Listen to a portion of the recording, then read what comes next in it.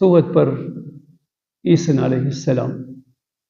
se shpesh ju drejtohej shokëve të tij duke ju thënë bashkëbisedoni me Allahun shpesh dhe shumë, ndërsa bisedat tuaj me njerëzit le të jenë të pakta. I nderuar i vëlla, kur zemra fillon ta përjetoje dhikrin ndaj Zotit xhaleshanuhu, vallahi nuk gjen kënaqësi më të madhe se sa me ta. Nga se kur është njeriu duke adhuruar Zotin xhaleshanuhu, zemra e tij është e lidhur për Zotin e madhruar, ka afërsi me Allahun xhaleshanuhu dhe ndjen një kënaqësi të posaçme.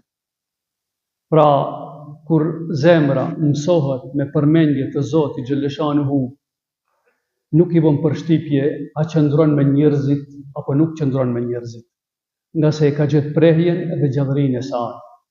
Isa a.s.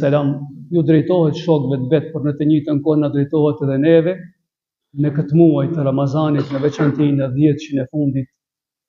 Zvogloj bisedat me njerëzit, e zmadhoj bisedat me Allahun xhaleshanuhu përmes dhikreve, përmes namazeve dhe përmes lutjeve drejtuar Zotit të madhruar.